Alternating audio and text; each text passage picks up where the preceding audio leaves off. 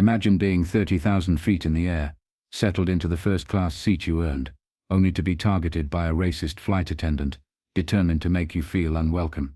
This is the shocking reality Dr. Evelyn Reed, a distinguished black woman, faced on a routine flight. What began as subtle prejudice quickly escalated into outright harassment and public humiliation, forcing her from her seat. But this racist story has a twist the attendant never saw coming.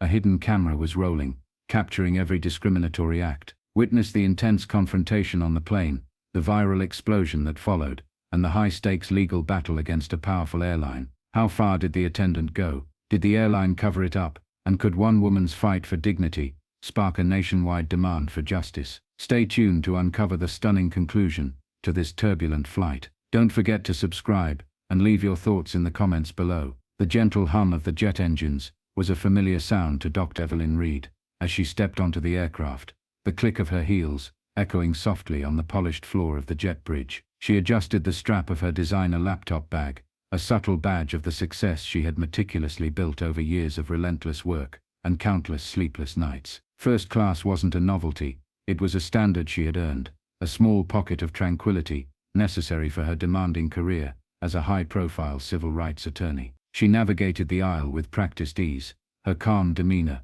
a stark contrast to the storm that was about to brew thousands of feet above the earth. Finding her assigned seat, a plush leather enclave by the window, she settled in, savoring the quiet satisfaction that always accompanied this moment, a testament to how far she had come. She stowed her bag neatly beneath the seat in front of her and pulled out her phone, briefly glancing at her packed schedule for the upcoming week. A multi-million-dollar lawsuit awaited her attention, but for now, this flight was supposed to be a brief respite, a moment to recharge before the next battle. Closing her eyes, she let the ambient sounds of the cabin wash over her, the low murmur of fellow passengers fading into a background drone. This fragile peace, however, was destined to be short-lived. Scarcely had she begun to relax when a voice, sharp yet cloaked in professional courtesy, sliced through her tranquility. "Ma'am?"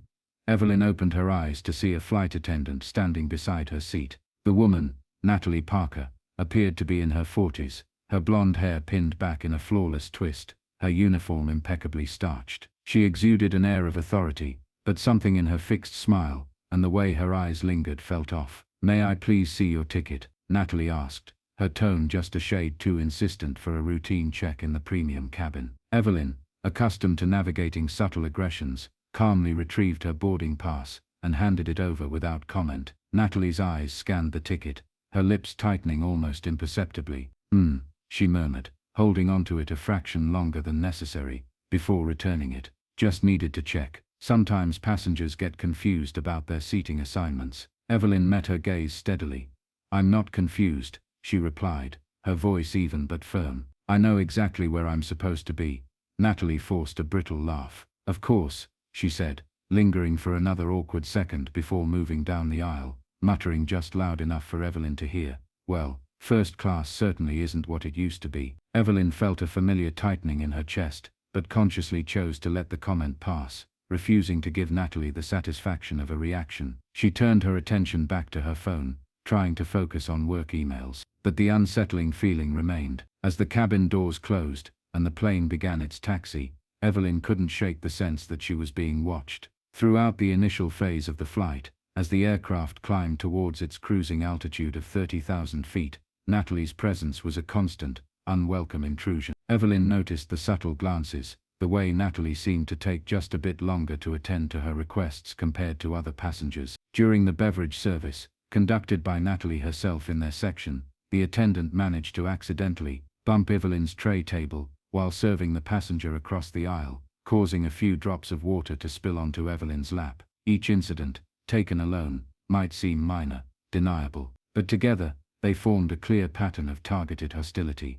The whispers started soon after, seemingly innocuous remarks exchanged between Natalie and another flight attendant, always accompanied by quick, pointed glances in Evelyn's direction. Evelyn caught fragments. "Double-check she's supposed to be here, and can't be too careful these days." The prejudice was thinly veiled, the message clear. In Natalie's eyes, a black woman didn't belong in first class. Less than 15 minutes into the flight, the passive aggression gave way to a direct assault. Natalie reappeared at Evelyn's seat, this time wielding a clipboard, which lent an unnerving air of officialdom to the encounter. Her smile was gone, replaced by a look of strained politeness that didn't reach her eyes. "Ma'am, I need to speak with you about your seat," she stated, her voice devoid of its earlier false warmth. Evelyn raised an eyebrow, glancing at the boarding pass still tucked into her jacket pocket. "Is there a problem?" Natalie's expression hardened momentarily, before she pasted on another tight smile. "Not exactly a problem," she hedged, "but it appears there might have been an error in the seating arrangement. I believe this seat may have been assigned incorrectly." Evelyn's gaze remained steady.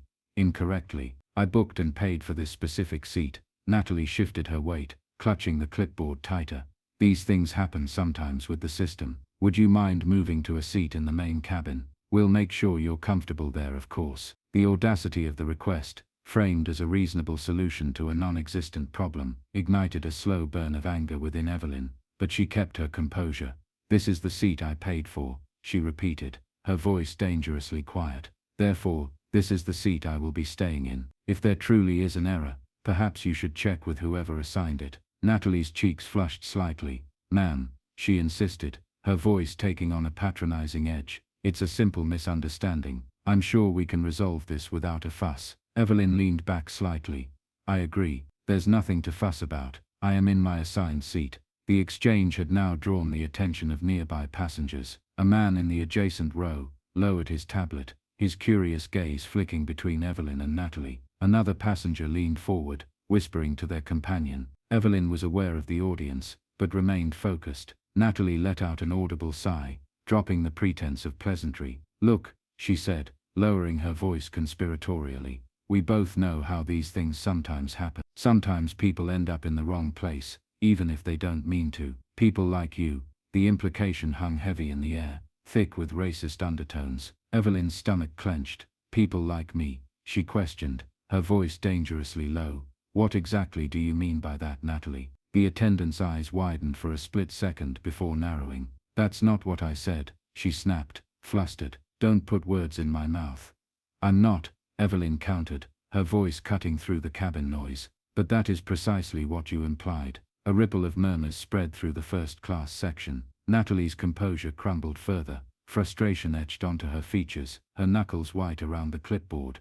"I am giving you a chance," Natalie hissed, leaning closer, "to resolve this quietly. Don't make this more difficult than it needs to be." Evelyn held her ground. "The only person making this difficult is you. Now, if you'll excuse me, I would like to enjoy my flight without further harassment." Just then, the captain's voice came over the intercom, with routine flight information. Seeing she was getting nowhere, and drawing unwanted attention, Natalie hesitated, her jaw tight, before abruptly turning and retreating down the aisle. Evelyn watched her go, knowing with chilling certainty that this confrontation was far from over. This racist interaction on the flight felt like only the beginning. The brief respite Evelyn had hoped for never materialized. Minutes later, Natalie Parker returned, but this time she wasn't alone. Trailing slightly behind her was a much younger flight attendant, whose uncomfortable expression and averted gaze suggested she was an unwilling participant in whatever Natalie had planned. Natalie, however,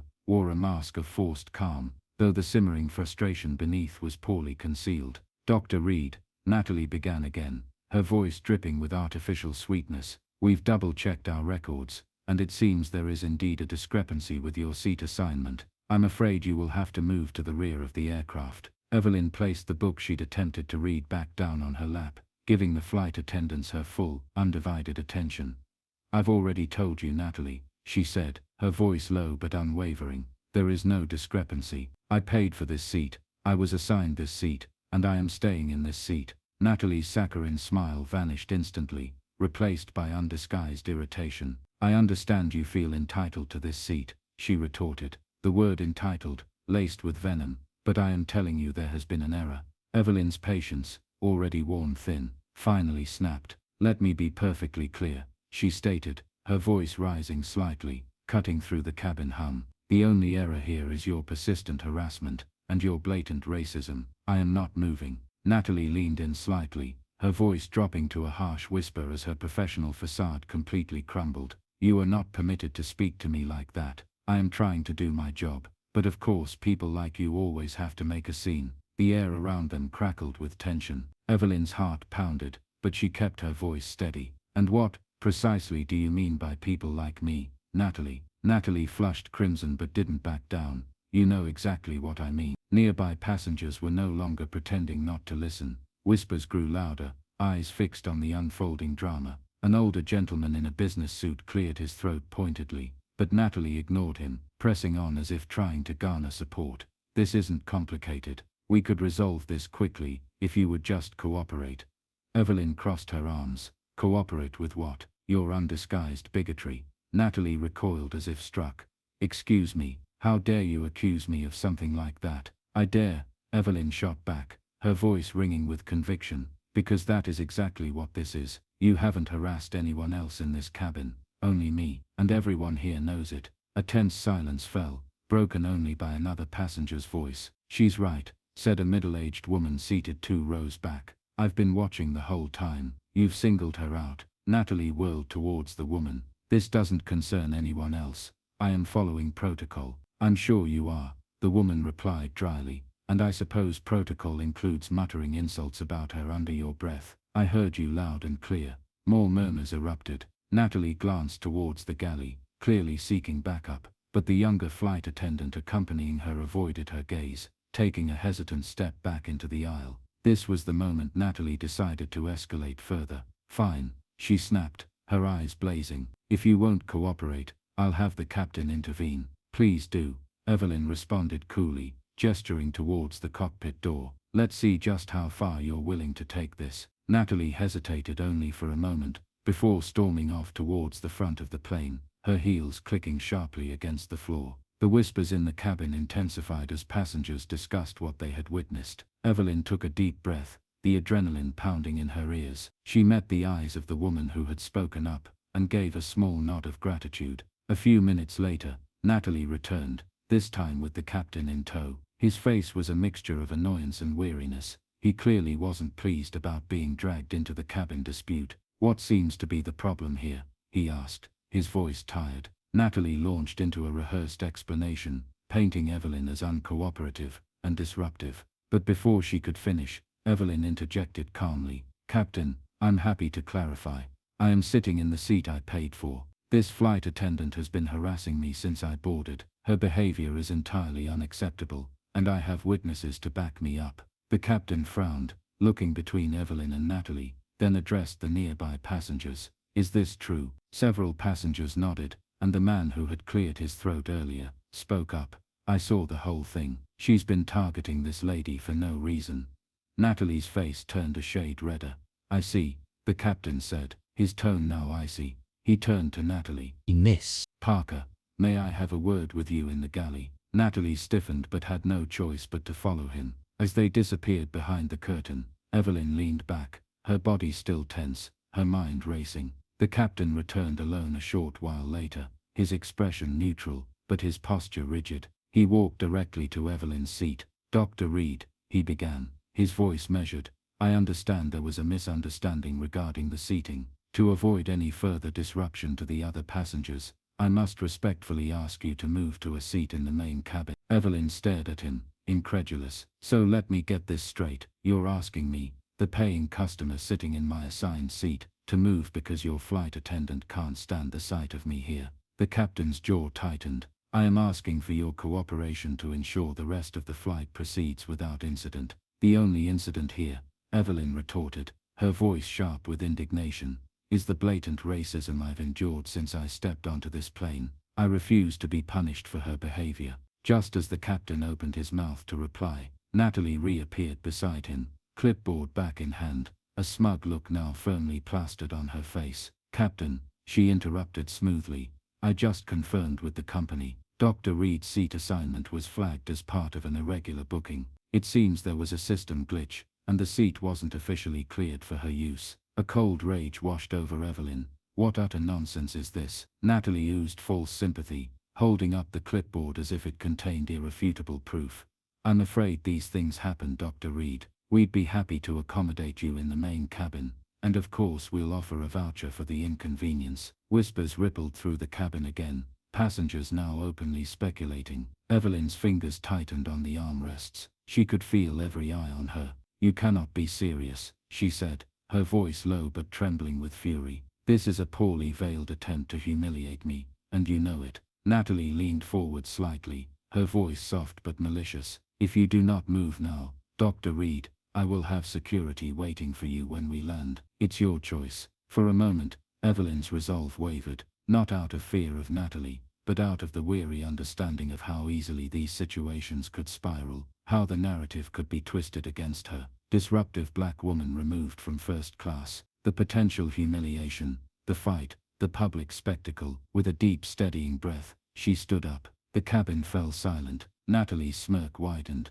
"I will move," Evelyn said, her voice calm despite the inferno inside her. "Not because you are right, but because this isn't over. And when I am finished, Natalie, you will wish you had handled this very differently." Natalie blinked, her smugness faltering for the first time. Evelyn picked up her laptop bag and stepped into the aisle, head held high, ignoring the stares and whispers as she walked towards the main cabin. As she passed through the curtain separating the cabins, a man sitting a few rows back in coach, Michael Rivera, subtly adjusted the phone he'd been discreetly holding. He'd been recording since Natalie's first approach, his journalistic instinct screaming that this was a story that needed telling. He made sure to capture Evelyn's forced exit and Natalie's triumphant expression as the curtain closed behind Evelyn, sealing her away from the premium cabin and the indignity she'd suffered. Michael leaned back, checking his footage. He had it all: the comments, the confrontation, the captain's capitulation, Natalie's thinly veiled threat. He knew this video was explosive. He quickly sent a text message to a contact, initiating the process to upload the footage the moment the plane's wheels touched the ground. The public needed to see what happened on this flight. The racist actions wouldn't stay hidden at 30,000 feet. For the remainder of the flight, Dr. Evelyn Reed sat rigidly in the cramped economy seat, the indignity of her forced relocation burning beneath her calm exterior. Her laptop was open on the tray table, fingers flying across the keyboard as she meticulously documented every detail of the encounter. Natalie Parker's sneering remarks, the dismissive attitude of the captain, the flimsy excuse about a system glitch, the thinly veiled threat of security. The rhythmic clicking of the keys was a counterpoint to the thrumming anger in her veins. She ignored the curious or sympathetic glances from surrounding passengers. Her focus was absolute. Natalie might have won the battle on the plane, but Evelyn, a seasoned litigator, was already preparing for the war to come. She knew the power of a detailed, contemporaneous record. Meanwhile, back in first class, the atmosphere remained thick with tension. Michael Rivera reviewed the footage on his phone, ensuring the audio was clear, the visuals damning. He saw the discomfort among other passengers, some whispering their disapproval, others pointedly ignoring Natalie as she moved through the cabin with diminished confidence. The smugness was gone, replaced by a flicker of anxiety. The moment the plane touched down smoothly at Los Angeles International Airport and taxied towards the gate, Michael initiated the upload sequence he had prepared.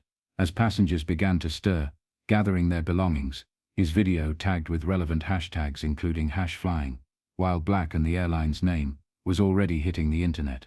Evelyn remained seated, letting the initial rush subside, collecting her thoughts, steeling herself for whatever awaited. As she finally stood and made her way towards the exit, her phone buzzed. It was a text from an unknown number. "I got everything on video. Landing now. It's going viral. Stay strong. Michael Rivera, passenger." A small grim smile touched Evelyn's lips. She wasn't alone. When she stepped off the jet bridge into the terminal, the scene was unexpected. A small crowd lingered near the gate, and Michael Rivera was standing nearby, speaking animatedly to a woman holding a reporter's notebook. His phone, though not actively recording, was visible. He caught Evelyn's eye and gave her a subtle nod. By the time Evelyn reached the baggage claim area, her phone was exploding. Notifications flooded her screen. Social media tags, news alerts, messages from colleagues who had already seen the rapidly circulating video. Michael's footage, raw and undeniable, had struck a nerve. The clip showing Natalie Parker leaning in, uttering the phrase "people like you," and later, the captain's weak compliance and Evelyn's forced walk of shame to the coach cabin, was being shared thousands of times per minute. News outlets were scrambling, picking up the story. The airline's social media channels were inundated with furious comments, demanding action, apologies, and Natalie Parker's immediate termination. The hashtag Michael used was trending nationally. The story wasn't just about one woman's mistreatment anymore. It tapped into a deep well of frustration and anger over systemic racism and microaggressions faced daily by black people. Standing amidst the noise of the carousel, Evelyn watched the digital storm unfold on her screen. It was validating, yet overwhelming.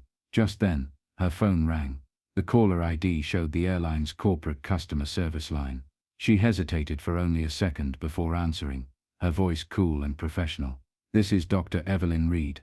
The voice on the other end was clipped, professional, and belonged to a woman who introduced herself as Rachel Bennett from the airline's legal department. "Dr. Reed," the woman began, "we've been made aware of the incident on your flight today. We deeply regret any distress this situation may have caused. We want to assure you we are taking this matter very seriously and would like to discuss how we can resolve this to your satisfaction." Evelyn's grip tightened on her phone. "Resolve this," she repeated, her voice dangerously soft. "You mean make it go away? I don't think a simple apology and a travel voucher, which I suspect is what you're about to offer, quite covers being racially harassed and publicly humiliated by your employee, then having your captain back her up and force me out of a seat I paid for." There was a brief pause. "We understand your frustration, Dr. Reed," Rachel Bennett continued, her tone carefully modulated. "We are prepared to offer significant compensation for the inconvenience and distress, naturally, contingent upon a non-disclosure agreement. We believe a swift, confidential resolution is in everyone's best interest to avoid unnecessary publicity." Evelyn almost laughed. "Unnecessary publicity? You mean the publicity that's already exposing your airline's culture? The publicity that's showing the world how your staff treats black passengers? Let me save you some time, Miss Bennett. I am a civil rights attorney. I deal with incidents like this for a living. This isn't about inconvenience. It's about blatant racism, enabled by your corporate negligence. I have absolutely no interest in your confidential resolutions, or your hush money. You can expect to hear from my legal counsel." Before Rachel Bennett could respond, Evelyn ended the call. Her hands were trembling slightly, not from fear, but from righteous anger. They didn't get it. They thought money could erase the humiliation, silence the truth. They were wrong. As she collected her luggage, Michael Rivera approached her again. Oh, "Dr. Reed," he said, his expression a mixture of concern and determination. Eve. "That video. It's everywhere. Major news outlets are calling me. Did the airline reach out?" Evelyn nodded grimly. Eve. "Their legal department offered a settlement and an NDA." Michael shook his head. "Unbelievable. What are you going to do?" "I'm going to sue," Evelyn stated firmly. "This isn't just about me. This is about accountability. They need to answer for this, not just fire Natalie Parker and hope it blows over." Over the next few hours, and into the following day, the story dominated headlines. The airline issued a carefully worded public statement expressing regret and announcing an internal investigation, but the public wasn't buying it. Then something else began to happen, spurred by the viral video, and Evelyn's clear intention to fight back. Other voices emerged. A former flight attendant posted her own video, detailing years of witnessing Natalie Parker's problematic behavior towards passengers of color, claiming her complaints to management were repeatedly ignored. Then another. Passengers from previous flights shared stories online, describing similar encounters, microaggressions, and dismissive treatment they had previously felt powerless to challenge. Michael Rivera diligently collected these emerging accounts, forwarding relevant information to Evelyn.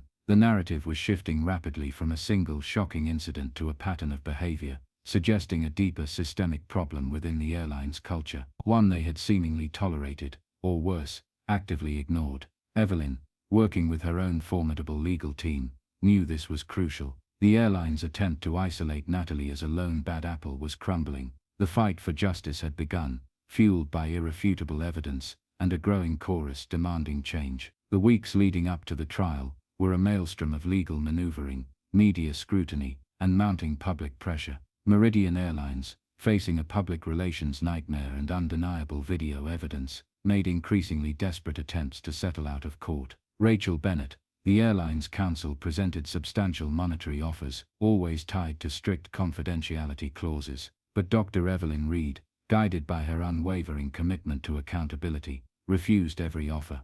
This wasn't about personal gain. It was about exposing a systemic failure and ensuring lasting change. Her legal team, bolstered by pro bono support from a prominent civil rights organization, meticulously prepared their case, gathering depositions from the former employees who had bravely come forward, corroborating passenger accounts, and analyzing the airline's internal complaint records, which revealed a disturbing pattern of negligence regarding Natalie Parker's conduct. The airline's strategy became clear: isolate Natalie Parker as a rogue employee, whose actions didn't reflect corporate policy, apologize profusely, and minimize the damage. The first day of the trial, Dr. Evelyn Reed of Meridian Airlines saw the courtroom packed to capacity. Reporters lined the benches, activists filled the gallery, and the tension was palpable. Evelyn sat composed at the plaintiff's table, her demeanor radiating quiet strength. Across the aisle, the airline's formidable legal team, led by a high-powered defense attorney,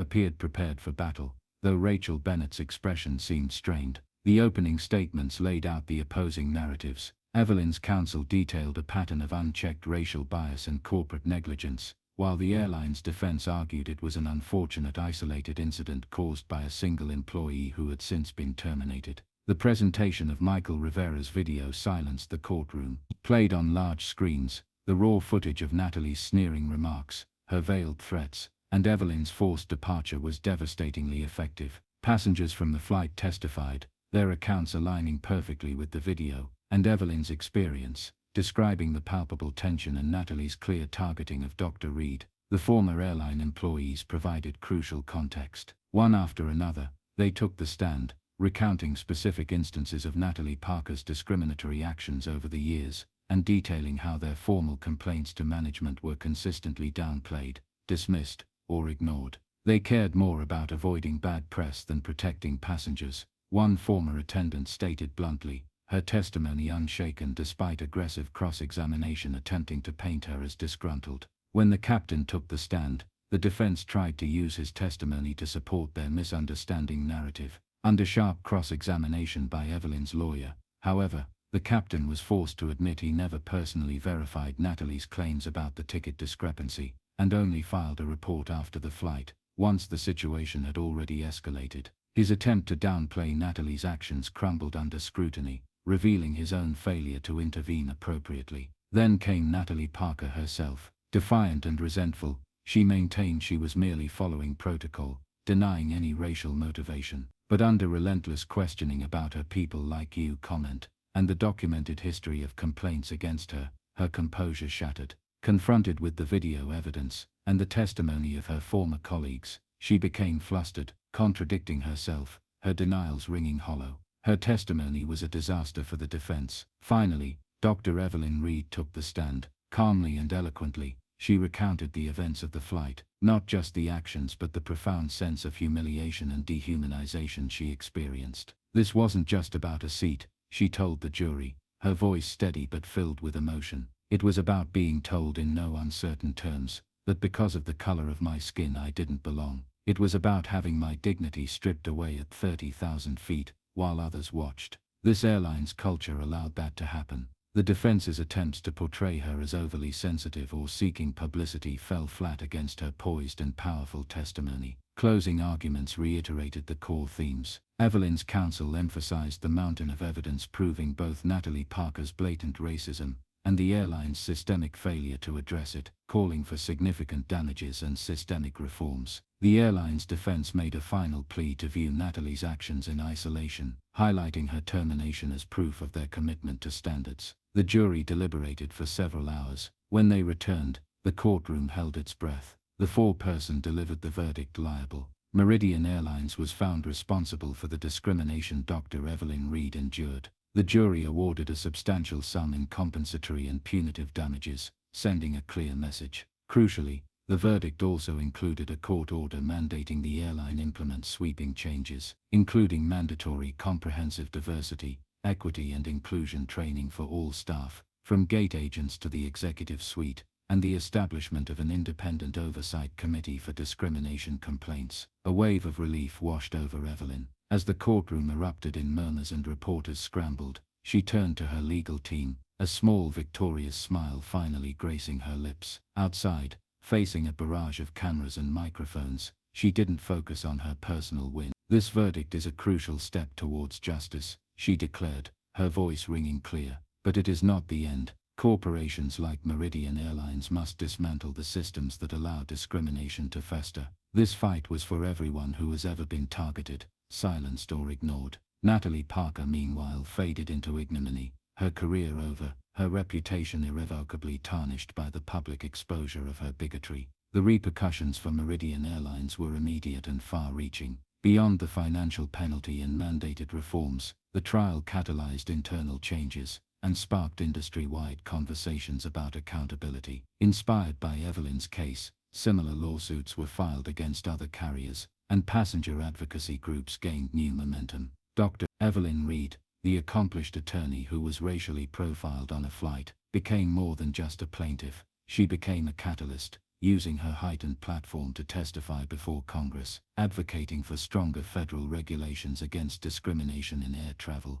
Her journey, born from a moment of profound injustice high above the clouds, ultimately forged a path toward greater equity on the ground. Dr. Reed's story powerfully reminds us that standing firm against injustice, even when facing intimidation or systemic bias, is profoundly important. Prejudice often relies on our silence, but her courage to speak her truth, meticulously document the facts, and refuse to be dismissed highlights the immense power each of us holds within us. It's a vital lesson for everyday life, challenging bias whether on a flight at 30,000 feet or in our neighborhoods and workplaces, chips away at larger injustices. Her fight underscores that our dignity isn't negotiable, and that standing up for what's right, however difficult it may seem, can ripple outwards, inspiring others, and demanding necessary lasting change. What part of Dr. Reed's journey resonated most with you personally? I'd genuinely love to read your reflections and takeaways in the comments below. Sharing our perspectives helps us all connect and grow.